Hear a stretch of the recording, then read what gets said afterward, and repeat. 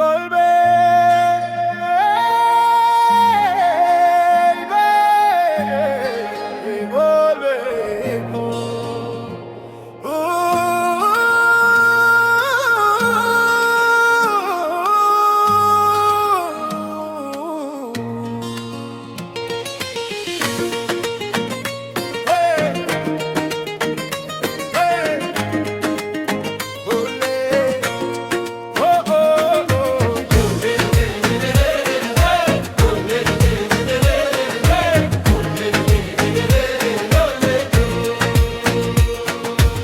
Arsinche gota golben guta bikilti digni anera kamal gota kumni milati hindalatin male kangol betin gotomni heddu yu kansenan himiran fanne dolchan bishan kullu madda guta dikatiftu kante fidina biya kankoto fakiftu bishan hala dambali esi badasa golben huccu magarisa uffattenu bonsa sulfo marga damma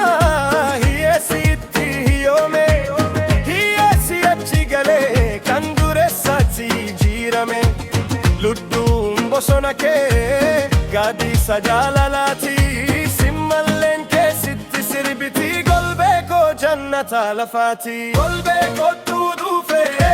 golbe kannoko karaa finfinneetti cunfoofe dhufen hiyyeessa soorse guutaa kamal siin biqilchine haadha dambalii kee addunyaaf ibsine bosonni arsii 83 si keessatti dhalattanii waliin sirbuu waliin nyaatu jaalalaan bulanii haburaa fi jiliinshaa aminyaa fi qalboon hundi golbee dhiiga isaanii ishee godhatu madii keessummaan hara galfatuuf reestoorantii kee dhuftu gammoo sanarra dhaabbatanii oomisha kee dinqisiifatu akkasumatti itti fufa oomishni kee haa lalisu gootonni kee haa babbaan golbee koo jannata oromiyaa golbee kottuu dhufe golbee kannoo koo karaa finfinneetti cunfoofe dhufen hiyyeessa soorse guutaa kamal